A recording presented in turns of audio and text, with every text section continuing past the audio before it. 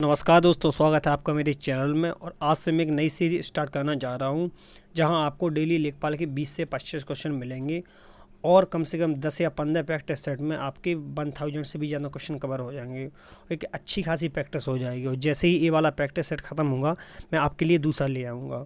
अब आप ये जानना चाह रहे होंगे कि प्रैक्टिस सेट किसका है, तो ये स्टडी 91 वालों का, और ये कोई पेड प्रमोशन नहीं है। मुझे उनका अच्छा लगा प्रैक्टिस सेट, इसलिए मैंने सोचा आपके लिए वीडियो बनाया जाए। और इससे फ़ायदा ये होगा कि आप यहाँ एक वीडियो देखेंगे और वो प्रैक्टिस सेट लेकर घर पे प्रैक्टिस करेंगे, तो आपका डबल रिवीजन हो जाएगा।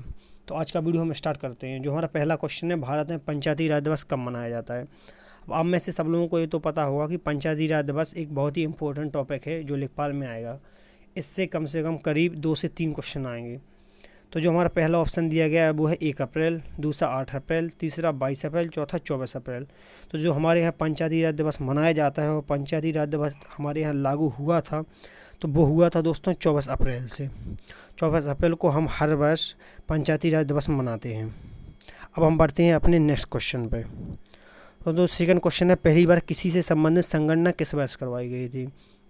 अब कृषि की संगणना का मतलब है, यानी कि जो जनगणना होती है वो कृषि से रिलेटेड, यानी कितनी खेती की जा रही है, कितने लोग हमारे यहाँ खेती में इन्वॉल्व हैं।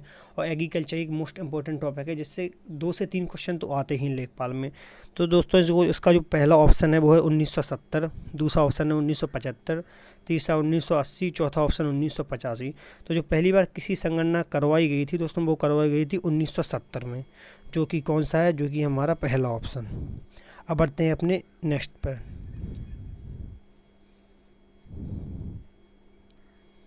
जो हमारा थर्ड क्वेश्चन है वो, भारत में न्यूनतम समर्थन कीमतें सरकार द्वारा वर्ष में कितनी बार घोषित किया जाता है।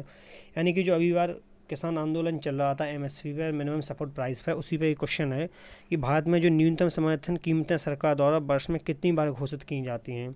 तो जो इसका सही उत्तर है वो है 2 बार। अब इसमें ऑप्शन में देख लेते हैं। हाँ, तो इसमें ऑप्शन बी दिया गया है। जो हमारे यहाँ न्यूनतम समर्थन कीमतें सरकार बताती है वो वर्ष भर में कितनी करती है दोस्तों, तो वो वर्ष भर में करती है 2 बार। इसका आंसर सही है 2 बार। अब बढ़ते हैं अपने नेक्स्ट क्वेश्चन पर। जो हमारा चौथा क्वेश्चन है वो है, भूदान आंदोलन कार्यक्रम आचार्य विनोबा भावे द्वारा सर्वप्रथम किस प्रदेश से आरंभ किया गया। अब में से एक क्वेश्चन कई लोगों ने पढ़ा होगा, क्योंकि ये क्वेश्चन हमारे आधुनिक भारत के सिलेबस में भी आता है और हमारे ग्रामीण प्रदेश में तो आता ही है, क्योंकि भू से संबंधित यानी ज़मीन से संबंधित है। तो जो इसमें पहला ऑप्शन है वो है गुजरात, दूसरा ऑप्शन है आंध्र प्रदेश, तीसरा ऑप्शन है उत्तर प्रदेश, चौथा ऑप्शन है बिहार। तो जो भूदान आंदोलन शुरू किया गया था, जो दोस्तों आचार्य विनोबा द्वारा किया गया, तो इसके तहत जिसके पास ज़्यादा ज़मीन थी वो अपनी ज़मीन उन लोगों को देंगे जो भूमिहीन हैं और जो काश्तकार थे, यानी जिनके पास भूमि कम थी और जो दूसरी की ज़मीनों पर अपना कार्य करते थे। तो इसका सही ऑप्शन है दोस्तों वो है आंध्र प्रदेश। आंध्र प्रदेश में सबसे पहले भूदान आंदोलन आचार्य विनोबा भावे द्वारा शुरू किया गया था।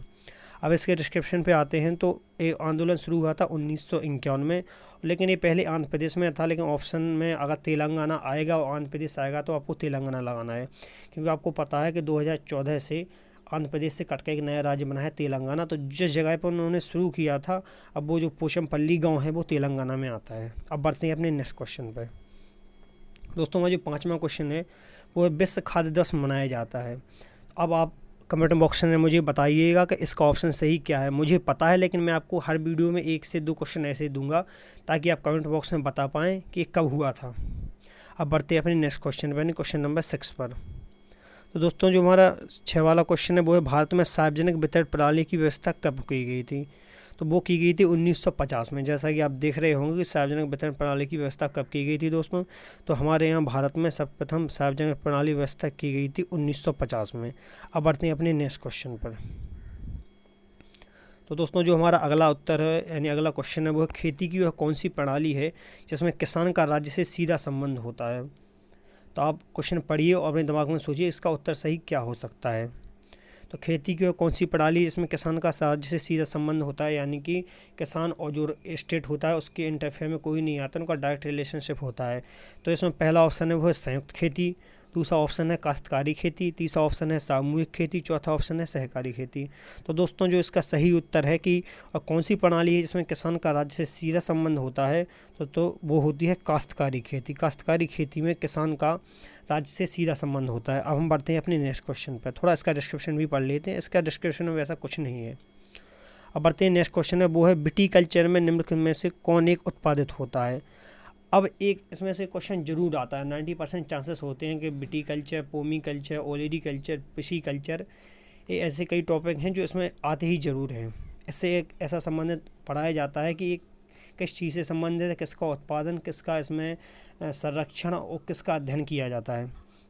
तो अब हम लौटते हैं अपने क्वेश्चन पर, वो विटीकल्चर में से कौन एक उत्पादित होता है। तो इसमें पहला ऑप्शन है वो है अंगूर उत्पादन, दूसरा है केंचुई उत्पादन, तीसरा शहद उत्पादन, चौथा है रेशम कीट उत्पादन। तो दोस्तों जो इसका सही उत्तर है कि विटीकल्चर से संबंधित क्या है, तो दोस्तों विटीकल्चर में होता है अंगूर उत्पादन। एक किससे संबंध होता है दोस्तों, ये संबंध होता है अंगूर उत्पादन से। और हम बात कर लेते थे अपने दूसरे ऑप्शंस की, तो जो केंचुई उत्पादन का संबंध होता है दोस्तों वर्मीकल्चर से, शहद उत्पादन का संबंधित होता है एपीकल्चर से, और रेशम कीट का संबंधित होता है दोस्तों रेशम कीट संबंधित से, यानी कि सेरीकल्चर से। अब बढ़ते हैं अपने नेक्स्ट क्वेश्चन पे।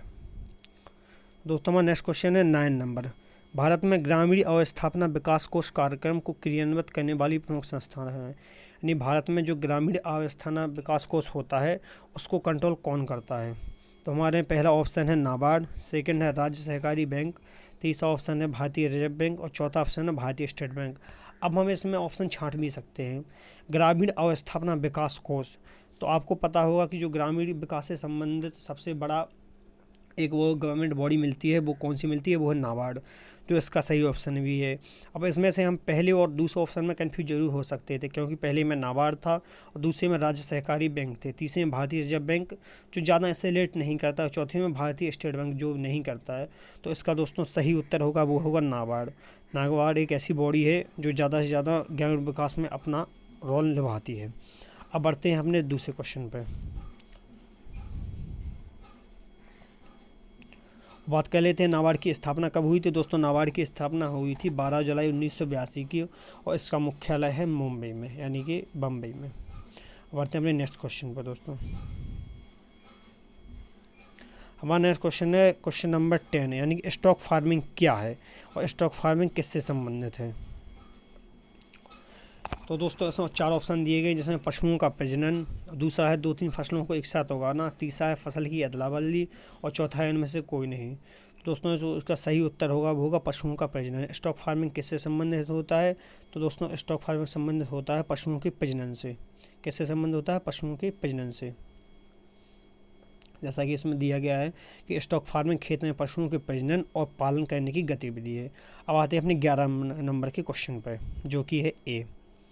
तो क्वेश्चन क्या है दोस्तों, राष्ट्रीय वन नीति 1988 के अनुसार कितने हिस्से पर वनों एवं वृक्षों का होना आवश्यक है। तो आपको बता दूं कि 1988 में हमारे यहाँ राष्ट्रीय वन नीति आई थी, जिसके तहत हमारे यहाँ इतने % भूमि पर वन होना और वृक्षों का होना आवश्यक है। जैसा कि आप ऑप्शन दिख रहे हैं कि आपको 4 ऑप्शन दिए गए हैं। अब आपको इसमें से सही ऑप्शन बताना है कि इसका क्या है। तो पहला ऑप्शन है 50%, दूसरा ऑप्शन है 33%, और तीसरा ऑप्शन है 25%, चौथा ऑप्शन है 40%। तो दोस्तों जो इसका सही उत्तर होगा कि राष्ट्रीय वन नीति 1988 के अनुसार कितने हिस्से पर वनों एवं वृक्षों का होना आवश्यक है, वो है 33%, जो कि कहाँ दिया गया है, जो दिया गया है हमारे ऑप्शन नंबर बी में। अब बढ़ते हैं अपने नेक्स्ट क्वेश्चन पर, और इस ऑप्शन से रिलेटेड मुझे एक बात और याद आ रही है, तो आपको कमेंट में बताना है कि 33% किस चीज़ में रिजर्वेशन दिया जाता है। वो भी हमारे यहाँ जो डिसेंट्रलाइजेशन हुआ था, पंचायती राज दिवस जब से शुरू हुआ था, तभी से एक ऐसी चीज़ है। और आपको एक हिंट और भी दे दूँ कि चुनाव में होता है, तो किसको 33% रिजर्वेशन दिया जाता है चुनाव में। अब आते हैं अपने नेक्स्ट क्वेश्चन पर। तो दोस्तों हमारे जो दूसरा क्वेश्चन है वो है ग्राम भू प्रबंधन समिति के अध्यक्ष कौन होता है। यानी कि गाँवों में जो ग्राम भू प्रबंधन समिति होती है उसका अध्यक्ष कौन होता है। जो ग्राम और गाँव में भू संबंधित कार्य किए जाते हैं, उनसे संबंधित जो भी मामले होते हैं वो कौन निपटाता है।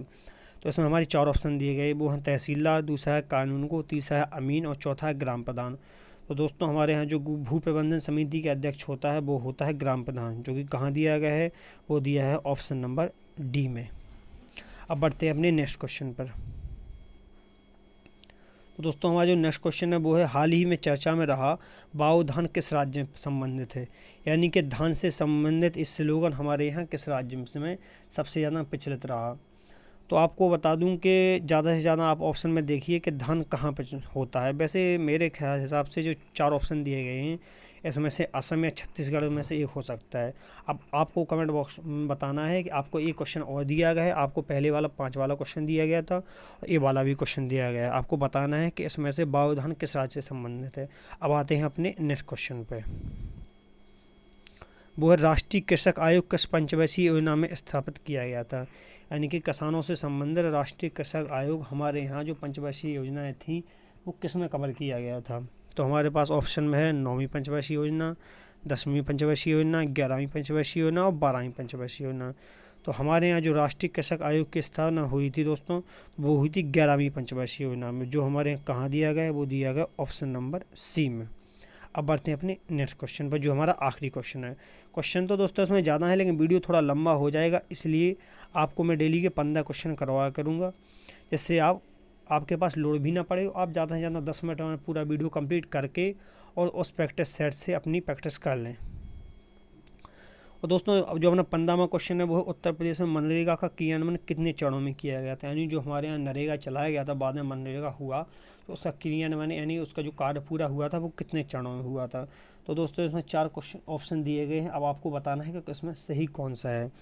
तो पहला ऑप्शन है 5 चरणों में, दूसरा ऑप्शन है 3 चरणों में, चौथा ऑप्शन 2 चरणों में और चौथा ऑप्शन है 4 चरणों में। तो जो इसका सही उत्तर होगा वो है 3 चरणों में। तो मनरेगा क्रियान्वयन कब किया गया था? 3 चरणों में। दोस्तों मनरेगा क्रियान्वयन कब किया गया था? वो किया गया था 3 चरणों में। अब हमारे हो गए हैं 15 क्वेश्चन। तो अब आपको कमेंट में बताना है कि मैं डेली के 15 ही क्वेश्चन रखूँ या इससे आगे ले जाऊँ। प्रैक्टिस सेट में तो 25 क्वेश्चन है। तो मिलते हैं आपसे नए वीडियो में। आप पर लोड भी ना पड़े इसलिए मैंने कम ही वीडियो बनाया है। और दोस्तों अब आपको कमेंट में बताना है कि आपको वीडियो ऐसे ही चाहिए कि मैं इसमें कुछ सुधार करूँ। अगर वीडियो पसंद आए तो लाइक ज़रूर कर देना। और जो लेखपाल की तैयारी कर रहा है या UPSSC किसी भी एग्जाम की तैयारी कर रहा है जिसमें गवर्नमेंट प्राइवेट आता है तो उसे शेयर जरूर कर देना। मेरे चैनल को भी सब्सक्राइब कर लेना, क्योंकि आपको स्टडी से रिलेटेड और लेखपाल और जो भी कई भी एग्जाम्स से रिलेटेड संबंधित जानकारी और स्टडी मटेरियल मिलते रहेंगे। तो मिलते हैं आपसे एक नए वीडियो में, तब तक के लिए जय हिंद, जय भारत, वंदे मातरम।